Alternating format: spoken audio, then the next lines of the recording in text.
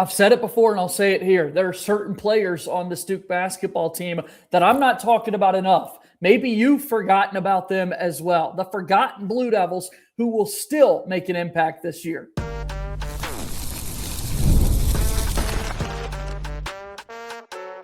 You are Locked On Blue Devils, your daily podcast on the Duke Blue Devils. Part of the Locked On Podcast Network, your team every day.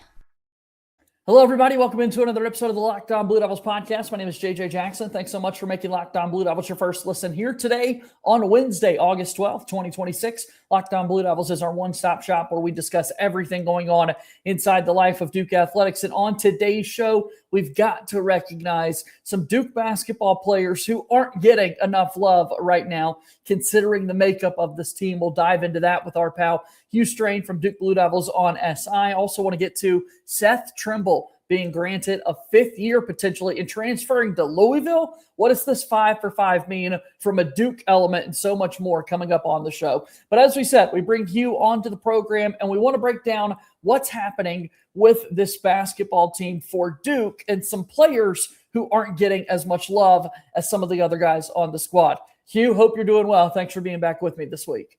Always good to be on, JJ. Happy to be back.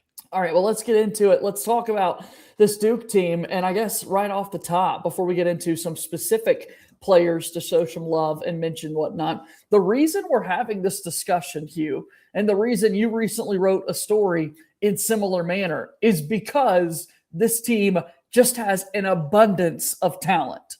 Yeah, it's the deepest team in college basketball. We talked about it last time I was on here, JJ. I mean, I think if you took Duke's 6th to 10th guys, you could make a discussion as a top 25 team in college basketball heading into the season. And like we talked about last week, there's only so many minutes to go around. But when you have an abundance of depth, it's depth pieces that fit the right ways. It's not necessarily guys that are going to be competing with each other for minutes necessarily. I think there's a lot of guys that fill a lot of really big time roles. Again, at the top of it all, no one's really going to be competing with John Blackwell for a ton of shots in game. I think a lot of the reserves will have big time impacts on the defensive side of the ball. Guys like Cameron Williams, guys like Drew Scharnowski, and the other guards in the backcourt that are coming off the bench who, Caden Boozer or Caleb Foster, whoever ends up starting, mixed with Deron Rippey Jr., and whichever one of those two guards is coming off the bench. Again, those are all sort of floor general first point guards, not necessarily pass first or score first, but they're more floor generals than guys who necessarily need the ball in their hands. And then coming off the bench, you've got several wings like Sebastian Wilkins and Dame Sars in the starting lineup. You look to what you have in like a guy like Bryson Howard. So they're guys that I think fit well coming off the bench, and it's not necessarily going to clog the rotation with such an abundance of talent because I think there's a lot of guys that clearly have specific roles to play. And as long as they embrace those roles and fit this system the way it seems on paper like it's made to be fit, I think the depth is going to be obviously a major, major advantage for Jon Scheyer and co. Yeah, because you start at the top, and it's John Blackwell, it's Caleb Foster, it's JoJo Boomche, it's someone like Caden Boozer, it's Cameron Williams for his recruiting status coming in. Like, we're not going to forget those guys. Their skills speak for themselves with what they're going to be able to do. But you mentioned someone in Drew Scharnowski, who I want to start out with, a transfer that Duke gets from Belmont and still an impact player who's just trying to do whatever it takes to get on the floor. And when he's on the floor, how can I make a difference for Duke? Yeah, I'm a huge fan of Drew Scharnowski. I think he's a guy that can play in the NBA in a year or two. He's going to be filling kind of a Malik Brown type role, but to me, just brings a little more two-way versatility. He's extremely physical and very versatile on the defensive side of the ball. At 6'9", he's a great rim protector. He's a great rebounder, averaged over 2 offensive rebounds a game last season at Belmont, where he was a first-team All-MVC selection and an All-MVC defensive team selection, but he can guard the 1 through 4 effectively. Again, he's very physical. He can handle in the fast break if he needs to, finishes at the rim and finishes through contact very, very well. But it's his passing that I'm really excited about and how they're going to operate him in pick and roll type situations with a guy like John Blackwell. And all of Duke's 3 bigs are really, really talented passers, but Drew Scharnowski is probably the most mobile of any of Duke's 3 bigs. I'm just excited to see how Jon Scheyer kind of uses his versatility to his advantage. Most of Scharnowski's scoring, if not all, is going to come at the basket. He's not a versatile scorer, but it's his passing, his defense, his length, his physicality, and his ability to run the floor that I'm really excited about. And again, he's a guy I think can play in the NBA in a year or two. Yeah, a big major spark plug coming off the bench for this Duke team, and those spark plugs have been huge over the last couple of seasons, and Scharnowski is primed to be one of those guys. There's another element of his game that you did not mention there, Hugh, which I think also is something that many of these guys will look to make an impact, and that's just the screen setting element. I know you mentioned what he can do in the pick and roll setting and how he can become available as an option, rolling to the rim, trying to get looks there, or rolling to the rim and then an extra kick out pass to the corner for a shooter. But how many of these actions have we seen over the last few seasons from Jon Scheyer in his offensive sets involve back screens on the baseline or screens at the top away from the basketball to get a shooter open, coming around all the guards and people that Duke want to get the basketball in their hands to go and score. They've greatly benefited from guys setting screens and getting open. That was another Malik Brown skill set that screens is not a stat in basketball. You can't really track these things. It's not sexy really to talk about, oh, look at these screens that are being set. But you ask any of the coaches, it's one of the most important things that they're doing.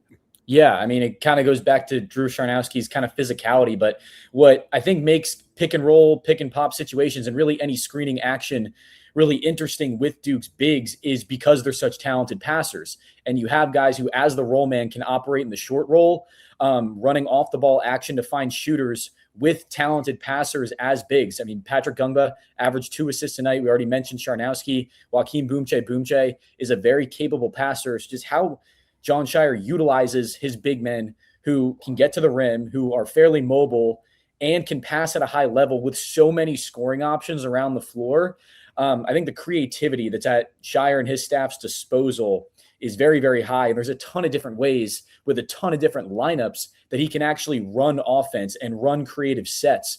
I'm expecting kind of that similar flare screen action with Isaiah Evans last year that Scheyer elected to run with a guy like Dame Sarr. But having 3 bigs who are all very capable passers, especially in screening action, I think is going to be extremely beneficial. And especially when you bring in Duke's length in the short roll, in the pick and pop, I'm really excited to see just how Scheyer and his staff utilize all this talent with their specific skill sets and with so many different rotations he can run at the floor at really any time. The question I've got in regards to Scharnowski's role and someone that's possibly going to be forgotten, so to speak, in some ways, is what does it look like from Duke's pace perspective?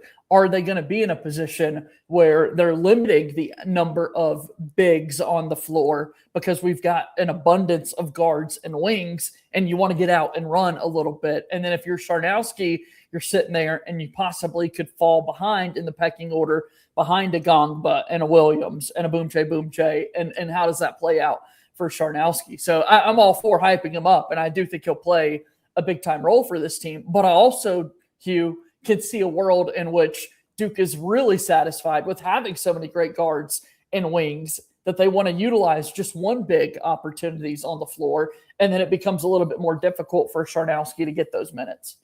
Yeah, I think it's interesting with a guy like Scharnowski, he's obviously not big enough to play the 5, but he's 6'9". He's going to play the 4, obviously, most of the time, but he can play the 3 with how versatile he is defensively. And he's very capable of running the break. He's a pretty good athlete, can even handle the ball at times through transition if he needs to. So I think when he's on the floor, I don't think Duke will be sacrificing much instead of trying to run, just in terms of getting up pace. So in terms of how much Duke wants to run, again, it has the personnel to do so, and it has the length to also dominate in the half court offensively. So again, to me, it just kind of goes back to all these advantages with the details of this Duke team. And I think it kind of comes back to the length and the positional length more specifically that this team has at all 5 positions on the floor, really at any given time. But for a guy like Scharnowski, who, again, can run the break in transition and with his passing ability, I think and his shot blocking ability, his rebounding ability, two-way rebounding ability, I think he'll be a really nice Swiss Army knife type piece. And in the fast break, I think he can be a huge help for this team when it wants to get out and run. Sebastian Wilkins is another forgotten Blue Devil. He's a guy that I think could play a role on this team, and excited to see what exactly he'll be able to bring to Duke basketball in the upcoming season. I want to dive into that and more when Locked On Blue Devils continues.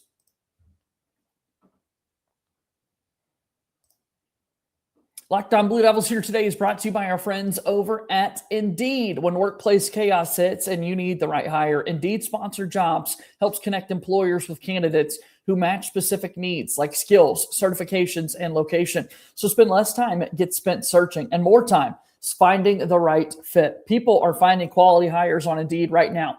In the minute I've been talking to you, companies like yours have made 27 hires on Indeed, according to Indeed data worldwide. Spend less time searching, more time actually interviewing candidates who check all your boxes. Less stress, less time, more results. When you need the right person to cut through the chaos, this is a job for Indeed Sponsored Jobs. And listeners of this show will get a $75 sponsored job credit to help get your job the premium status it deserves. Again, at Indeed.com/podcast. Just go to Indeed.com/podcast right now and support our show by saying you heard about Indeed on this podcast. Indeed.com/podcast. Terms and conditions apply. Need to hire? This is a job for Indeed Sponsored Jobs, a proud sponsor of Locked On Blue Devils.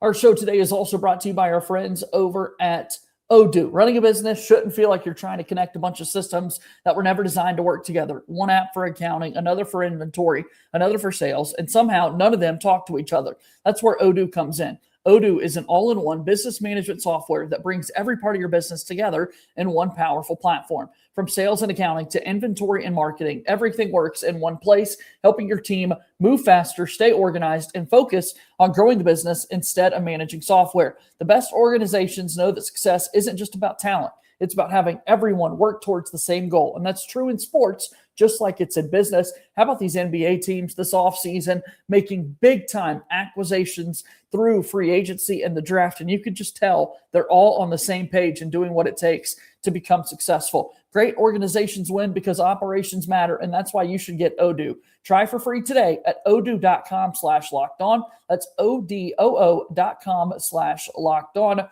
Odoo is a proud sponsor of Locked On Blue Devils. Our show moves forward today. Hugh Straine from Duke Blue Devils on SI hanging out with me today on the program, and we're talking about guys that aren't getting enough love, aren't getting enough attention. Dare we call them forgotten Blue Devils? And Sebastian Wilkins is another player that I want to bring up here who played for Duke this past season, redshirted. And in some ways, this show is going to come full circle, Hugh, because a little bit later we want to talk about this NCAA 5-for-5 ruling and its impact on college basketball, and Seth Trimble coming back to the sport for another ACC team. Sebastian Wilkins redshirted this past year, and had this new rule already been in place, red shirts wouldn't be a thing, and there could have actually been some floor time for Duke for Sebastian Wilkins.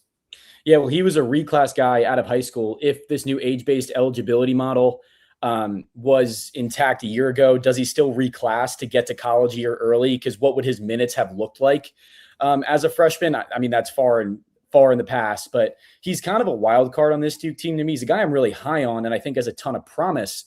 But similar to Bryson Howard, I think he's a key 3-and-D guy who, if he makes outside shots, he's going to get on the floor. But if not, it's probably going to be difficult for him to see time. And in high school, he showed shooting promise. Again, he's 6'8", so Duke isn't sacrificing any length with him at the 3 or the 4, but he's stocky, talented defender. But it kind of just comes down to if that 3-point promise shows and he can be a reliable, it doesn't have to be extremely high volume, just another reliable 3-and-D guy who can come in, say shoot, 37% from 3 on 2 attempts per game, play around 15 minutes a night and just be a reliable defender. I think that's how he's going to get on the floor. But again, very stocky. He's big, again, capable defender and versatile defender. And in a year under Jon Scheyer's system, we talked about it last week, how he develops talent and maximizes it as good as any other coach in the country. We just haven't seen any in-game action from Sebastian Wilkins. But to me, he's a wild card to be watching for this Duke team. His 3-point shot showed promise in high school. And again, he's 6'8", so Duke will not be sacrificing any length having him on the floor. So he's a guy that I'm watching throughout the preseason just to see what his minutes could actually look like. Is he an early factor in the rotation? Do we see him kind of come in spurts? I think when we get into that mid-November, early December Duke slate, how that rotation looks, I think will tell a lot about his season and what that might look like. Yeah, I'm just as excited to see him in things like Countdown to Craziness and then the exhibition games, how they play out, because, Ian, we just did not get a whole lot of court time for Wilkins, and we don't want to get held up in the past and whatnot. But even think about Duke's ACC tournament run last season, Hugh, and ultimately they were able to win the tournament. But remember, folks, Duke, that tournament run had both Caleb Foster and Pat Gongba II on those scooters. I mean, it was an opportunity for Wilkins to get some minutes and run had Duke not been trying to preserve his red shirt. Now, that's a thing of the past. He gets to be a part of the team this season, and yet it still feels like there's a tall mountain for him to climb to get out on the floor, given all the talent that's ahead of him and that sort of thing. Like, I really want it to work for this guy, because you hate to see guys leave Duke, but ultimately only 5 guys play. There's only one basketball out there, and Wilkins is going to have to make an impact with his minutes on the floor. Yeah, well, outside, I think Duke has a lot of three-point shooting potential on paper. Obviously, that won't really come into fruition until game action happens, but 3-and-D wings in college basketball matter. And outside of, you can't even really call Dame Sarr that sure of a thing. He's becoming one of the biggest breakout candidates in America. I expect a massive jump for him. So I think he's going to be a drastically improved three-point shooter. So outside of Dame Sarr, again, there is no other really 3-and-D kind of guy on this Duke team, which paves the way for, to me, a Bryson Howard or a Sebastian Wilkins to take over that role. Outside of the true guards, playing the three, if Duke can get Dame Sarr and switch for Sebastian Wilkins and not sacrifice anything from the three-point line or from a length standpoint defensively, that's obviously a huge plus.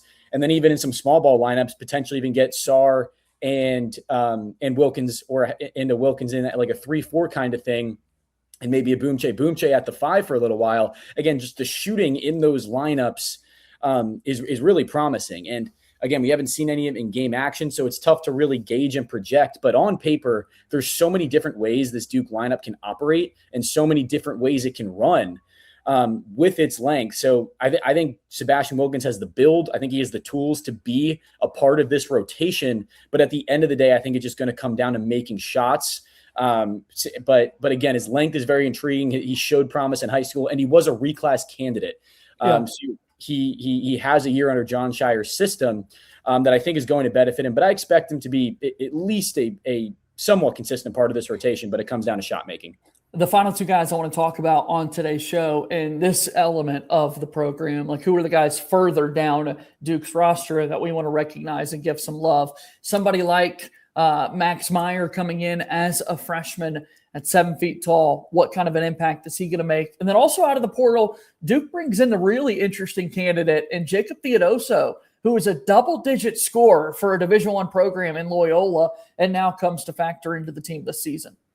Yeah, Max Meyer he's so raw, but I think in a year or two, if he's still with this Duke program, he can be an extremely impactful piece. I find it hard to believe he's going to get any minutes, if at all, on this Duke team, just with the big depth and how raw he is. But he's a somewhat decent athlete right now for his size. Again, he's got to put on some muscle, but he's got good instincts as a handler. He's got good instincts as a rebounder. Defensively, he's got a lot of upside long-term. I think he's just a project kind of guy for Duke right now. And I think having a guy like Max Meyer and then potentially a 2027 prospect like Louis Uwo, who Duke is targeting, who are kind of these raw prospects with elite long-term upside, at least in my opinion, I think are really exciting. But definitely keeping my eye on Max Meyer in the long-term future. The 7-foot Canadian, in terms of 2026-27, I find it hard that he'll get consistent minutes on the floor. And then it seemed like when Jacob Theodosiou committed to Duke, he was going to be more of a practice player at the end of the bench. But I think he was 6'5". I know he's a big, but was very productive in his time at Loyola. And having a guy like that as a practice player, if that is the role he ends up playing during his tenure at Duke, having that length on defense, I mean, it's just more competition, I guess, at the end of the day in practice itself. But Max Meyer, going back to him, a guy I'm excited about in the future, just it might not happen this season. For sure. And I really enjoyed talking with some high school people there, Mike Gilligan over with IMG and Max Meyer's run. That's an episode that you can go back and find in our archives here at Locked On Blue Devils. But the Theodosiou piece is just so interesting to me. I'm not out here saying that this guy's going to play meaningful minutes at all for Duke this season. It's just crazy that that's where he ended up transferring to Duke to be a part of the program, to set himself up for the after basketball part of this, because again, he was a double-digit scorer. We've seen these moves in recent years out of Ivy League players coming over to Duke. But the reality is, Hugh, for a lot of the guys that Duke has recently got, you look at their numbers, they're averaging like 2 points and 3 rebounds and limited minutes, even at their Ivy League stops before coming over and joining the Duke basketball team. Theodosiou played like he was on a D1 team, and they were hoping he would contribute to their winning ways and helping them do that. And now he's just coming to Duke for the vibes, man, for practice and to cheer on his teammates from the bench, dude. Yeah, I think some of these guys that, maybe want to get in a coaching or a scouting or that kind of role in the future kind of take the year to come to Duke and maybe sacrifice. No better place to be. Yeah.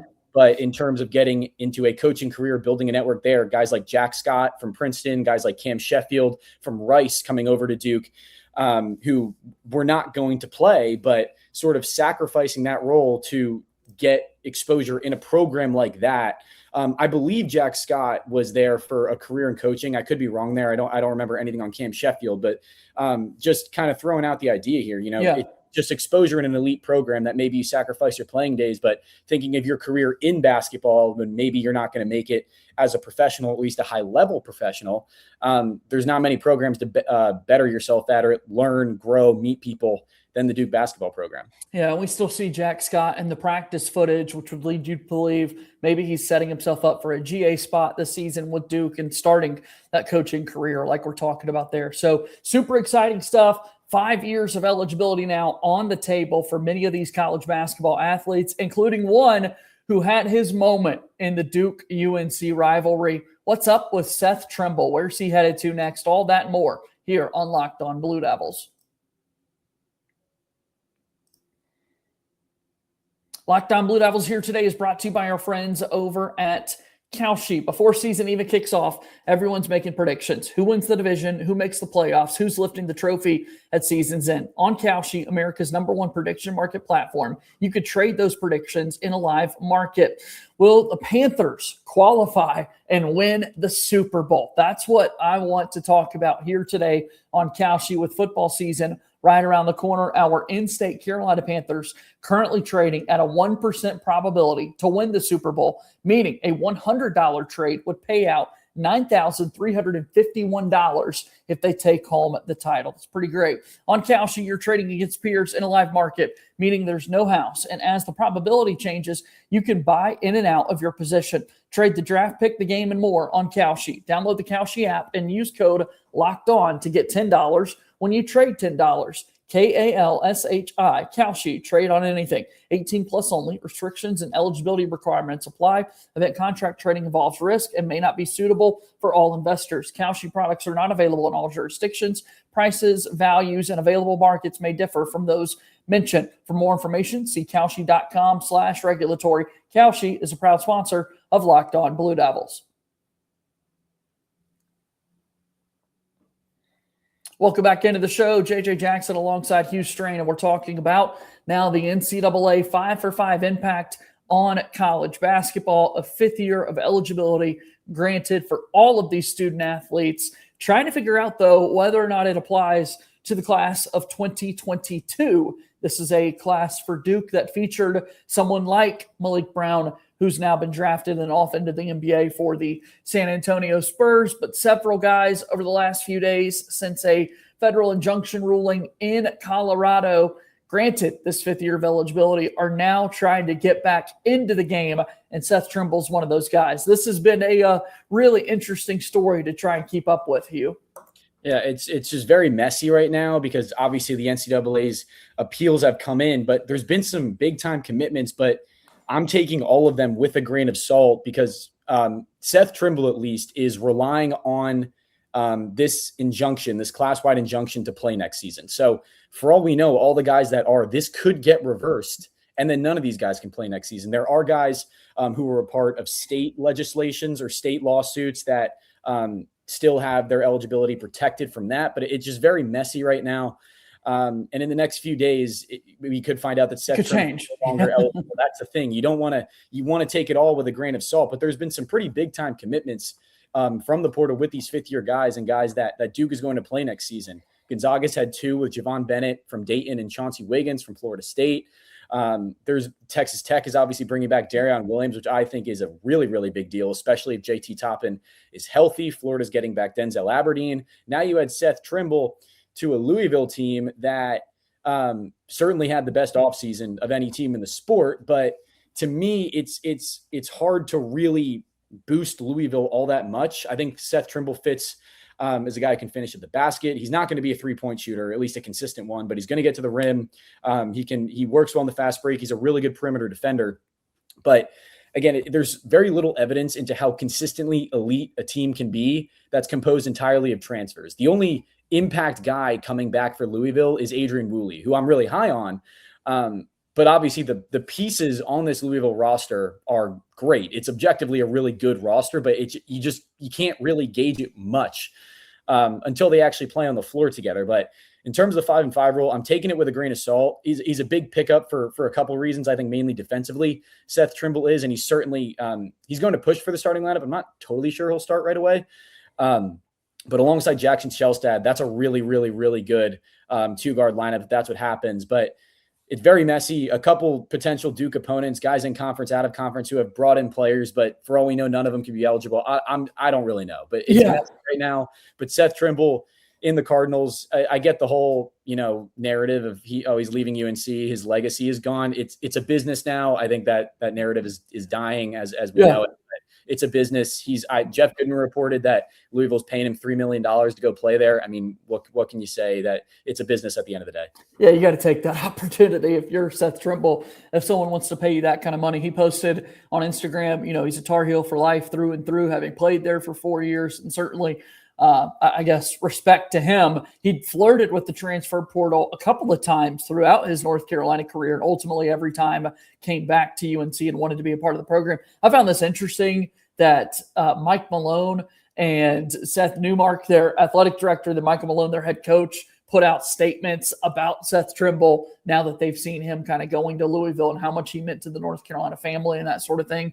He's going to be had the big shot that helped North Carolina beat Duke at the buzzer this past season. So he's got a highlight within the rivalry forever. And now here he is going to another ACC team, which, to your point, you just got to accept now as the new reality. Worth noting, Duke played Louisville twice last season.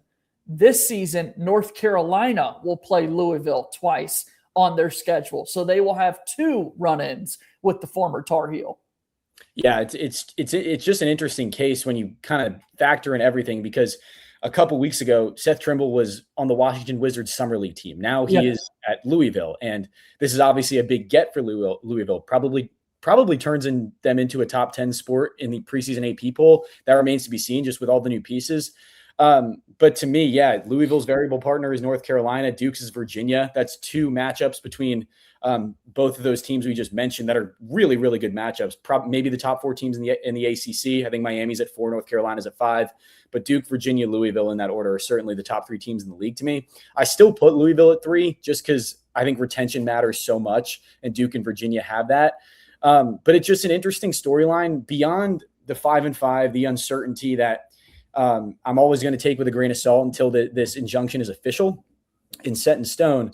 But just how consistently can a team win compiled entirely filled with transfers? We saw it with Michigan winning the title last year with an all-transfer starting 5. But then Louisville, 3 of its top 4 scorers last season were newcomers, and it was fairly disappointing. Earned a 6th seed in the tournament. Kentucky was a disappointment. So you can bring in all these transfers, and I do think they fit very well. I think Louisville's rim scoring is going to be a lot better than it was last season, but it really means nothing until Louisville wins games and until this translates to NCAA tournament success and bringing the Louisville program back to what it is. It's going to be weird, especially from a Duke perspective.